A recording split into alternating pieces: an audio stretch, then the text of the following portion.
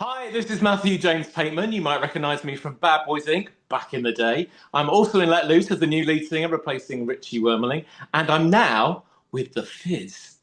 Hey Matthew, it's fantastic to Hey, gorgeous see you. Helen Barnes. How I'm are you? good, thank you. I think the last time I saw you, I was in a field somewhere in the middle of nowhere, wasn't You were. I? I think it was at the Back 2 festival, and I was there at It the front was. going, yeah.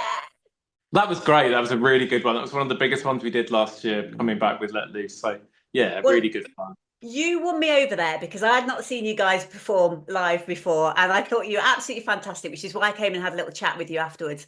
And we've kind of stayed in touch, haven't we?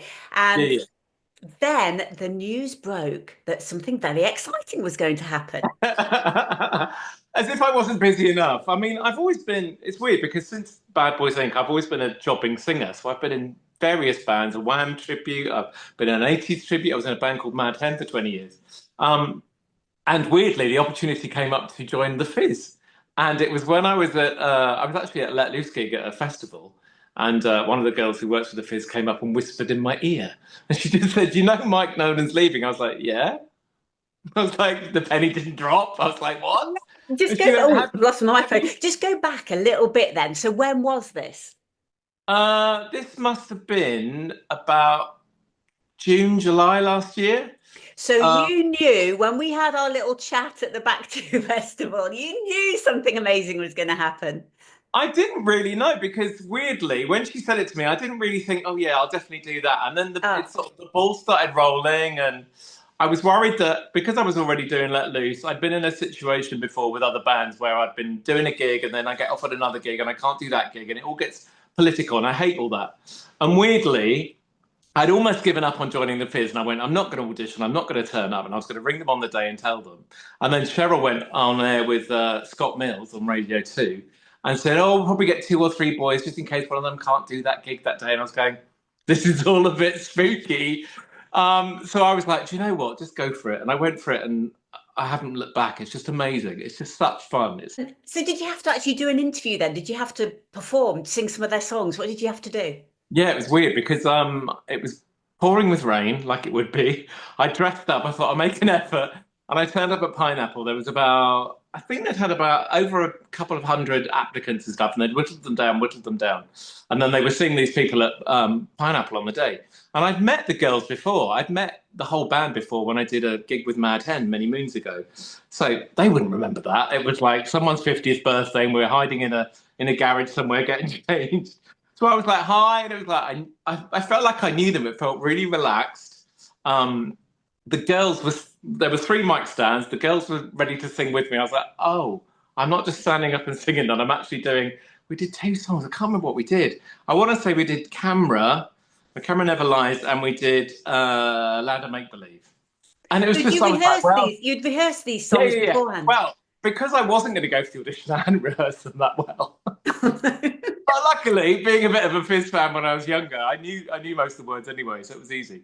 But it was weird because I hate auditions, and it just felt really organic, normal, relaxed, chilled. I just got up there, sang with them, and that was it really. And then it got whittled down again, and there was about, I think there was about 15 of us that all went to the theatre. They wanted to see us perform, they wanted to see us do choreography, they wanted to match us up with another guy, and stand there in a lineup and see who sort of worked and whose voices blended and stuff. And then that was it. And then I was in the band. Oh, it's so exciting. It's so now because Mike Nolan, he's a super cool guy, but he's Legend. such a cool guy that he needed two guys to replace him. They'd always wanted to go back to it. I mean, it's been difficult. There's been a lot of politics with the band, as you probably well know. And Mike and the two girls, Cheryl and Jay, it was like that was the core essence. And it was like they'd had Bobby McVeigh in, and he was really good, but then he didn't want to do it anymore because of the travel and stuff. And they said, we really want to go back. Bucks Fizz needs four-part harmonies. The songs are so beautifully crafted, the harmonies are amazing, and they don't sound right without all the stuff going on in the background. So when we started doing rehearsals and stuff, it was quite complicated, but it was amazing because Nick's got a really low, beautiful tone, and then I can scream for the gods up there. So the blend is lovely. And when you listen to the original songs, those voices are in there. There's high stuff, there's low stuff.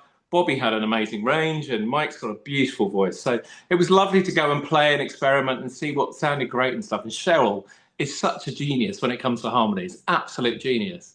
I absolutely love that woman. I was on Record Breakers back in the 90s and she was the presenter. So I've Were been you like a canoeing? so I've been a fan of her ever since. I always say to her, remember, I'm the canoeist that was on Record Breakers, and I don't think she has any No, idea. she's like, I don't remember what my dog's name is. Oh, I love that woman. I love that woman. She's Now, amazing. tell me, were there a lot of other famous faces at the auditions? I didn't. Well, weirdly, at Pineapple, I was the last person to go in. So Oh, I saw one guy who was there before me who was chatting. I had no idea he was auditioning.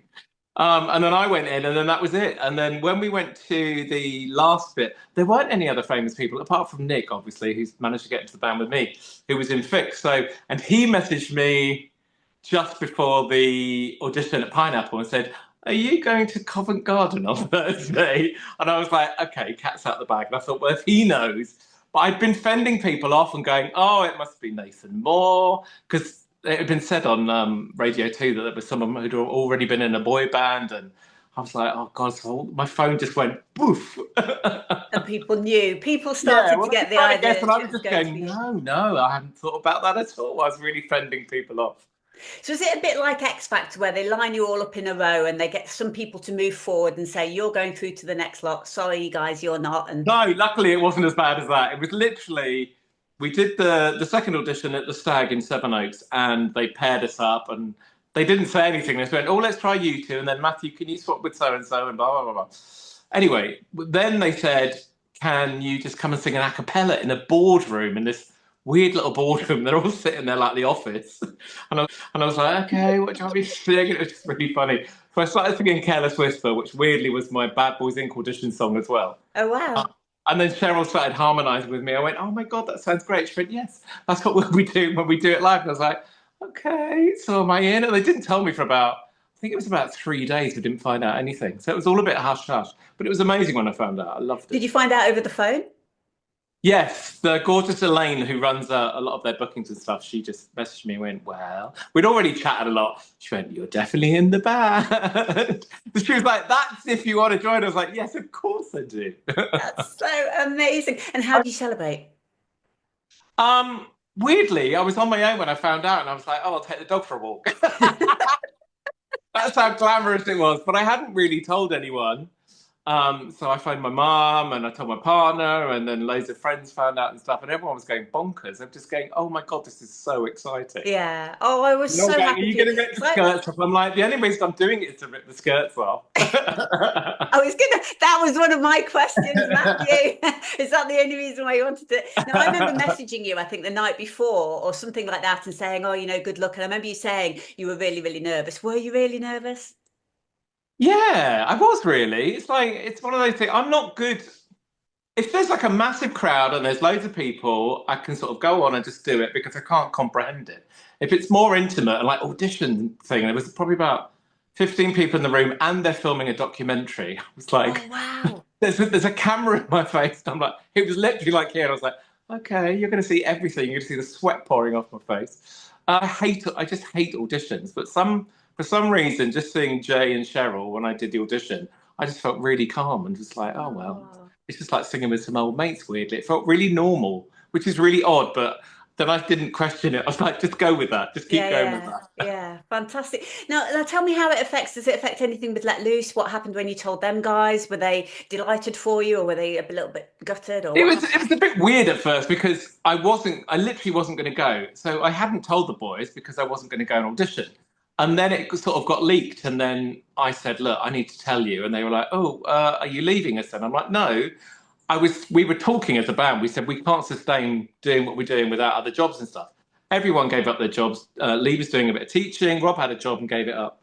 And I was like, I might have to go and work stacking shelves or something. But I was like, I'd rather do something I love, like Yeah, yeah. perform. So it's a difficult one, but both fans have been really good. The boys have been really supportive since that, and the girls understand it too. If I've got a gig, it's like they're not going to go, "No, sorry, can you get out of that gig?" They're being really good about it, and I send my dates, my let loose dates, and luckily the '80s gigs or the '90s gigs don't tend to clash, especially with the Butlins gigs. So I'll be at Minehead on the Saturday one week, and I'll be at mine head off to Saturday next week with a different era, which is really weird. And I noticed that like the Brit Fest has got Let Loose and it's got the Fizz. There you go. That's That's just like perfect. that's hysterical. That's like I'm doing Let Loose on the I think it's the Saturday, and I'm doing Fizz on the Friday, I think. So I'll just be staying up there and partying with everyone. It's such a good lineup. It's going to be amazing. Well, I'll be at the Brit Fest, so I'll come and say Yay! hello. Yeah, That's yeah, yeah. amazing. Yeah. How do you feel about the Brit Fest?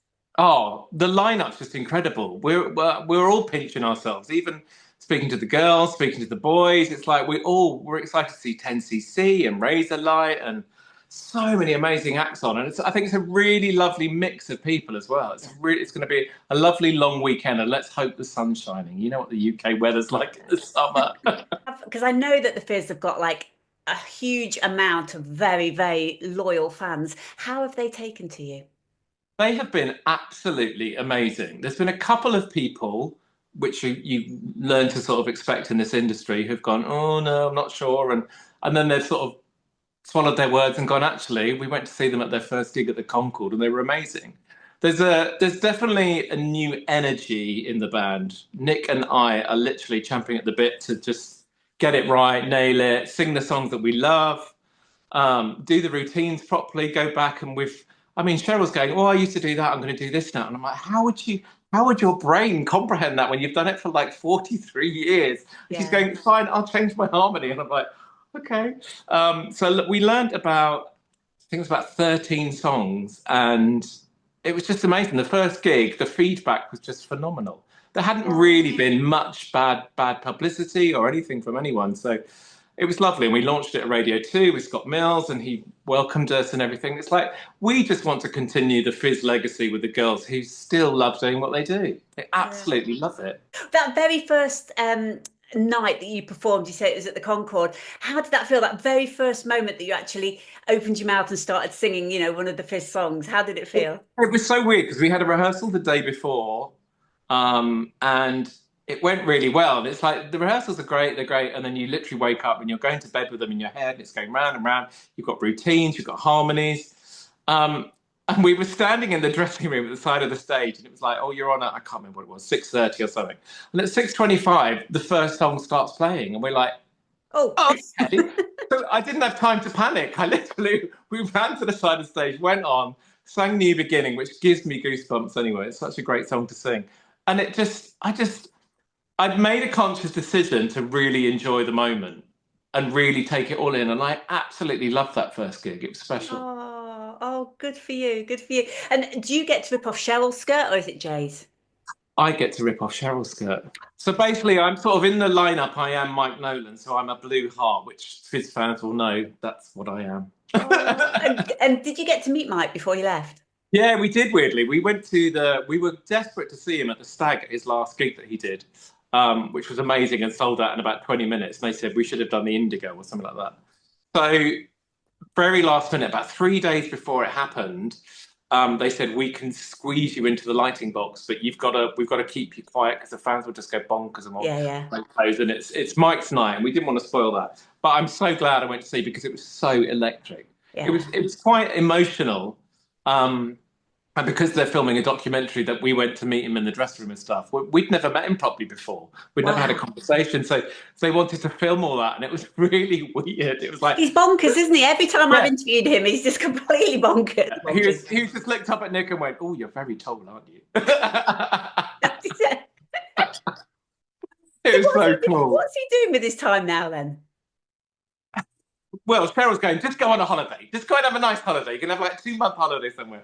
But I just think it must be a massive adjustment because he left and then he did Panto, which he'd done a few years before and stuff. So having done that for like 43 years and then suddenly the decision to step back must have been really difficult. Yeah. I had a chat with him in the bar after the Stag gig, and he just said, just after all the COVID stuff, it didn't feel right anymore. It didn't feel like I wanted to be there. And he said, and I've had to come to this decision, which I found really hard, but it's time for him to retire and move on. And he lives down on the Kent coast, and he just wants to have a nice chilled out life. And he hated all the touring and traveling because he can't drive because of his brain injury he had from the coach crash and stuff. So it's been tough on him, I think, out of all of them. It's really tough.